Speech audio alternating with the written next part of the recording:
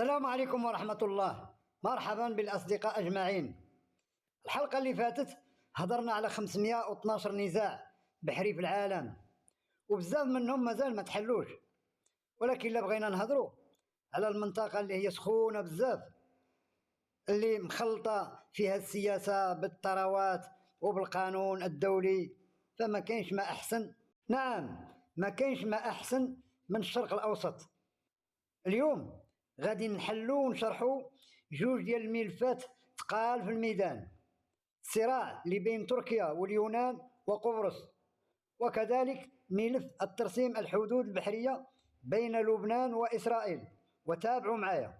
ونبداو أولا بالشرق الأوسط، لأن الشرق الأوسط صداع تما ماشي غير على الماء، راه على التفسير ديال القانون. وتركيا كتقول بأن الجزر ديال اليونان ما خصهاش تعطيها يعني واحد الحق في البحر كبير يقسم الحصة ديالها، بينما اليونان وقبرص وشادين في القانون، وخاصة في المادة 121 من اتفاقية الأمم المتحدة لقانون البحار، اللي كيعطي الجزر حقوق كاملة. هذه ماشي غير قصة سياسية، هذه عقدة قانونية. واش الجزيرة عندها نفس الحقوق ديال البر الرئيسي؟ هذا السؤال هو اللي مفرقع الرمانة، وهو السبب ديال هذه الأزمة. ودابا غادي نبداو في الملف الثاني اللي هو سخون، الصراع اللي بين لبنان وإسرائيل أكثر من 60 سنة كيف ما كيبان لكم في الخريطة. هذا الملف رقم 95 76، والأماكن اللي فيها النفط والغاز والمرجان والأسماك إلى آخره. ونمشيو دابا للجهة الأخرى فين المشهد مغير واحد شوية. هنا الصراع تحول لمسار تفاوضي، وإلا شفتوا الخريطة اللي قدامكم، النزاع ماشي غير خطوط في الماء، راه كنتكلموا وكنهضروا على 1400 كيلومتر مربع إضافية من المنطقة الاقتصادية الخالصة. وهذا الرقم ماشي غير مجرد أرقام، راه هو لب الصداع والسياسة، وهو اللي خلى المفاوضات تولي ملف تقني وأمني، ومحتاج وساطة دولية باش تفكه.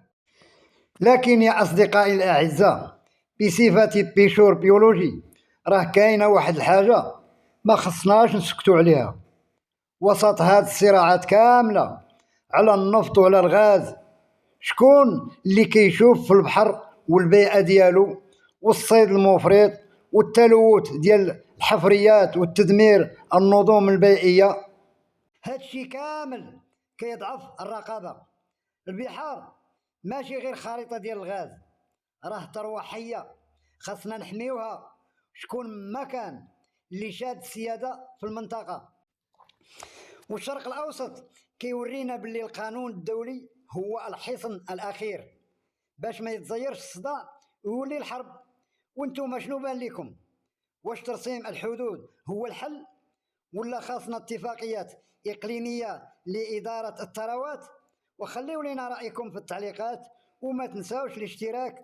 حنا يلا في البداية ديال هذه السلسلة الطويلة، ونشوفكم في الحلقة المقبلة، لأن هذا الموضوع 512 نزاع حدودية بحرية في العالم، أكثر من 250 ما زال ما تحلتش، وغادي نناقشوا كل موضوع وكل نزاع على حدة وفقا لقانون البحار الدولي وفين واصلة يعني المعمعة. تحياتي.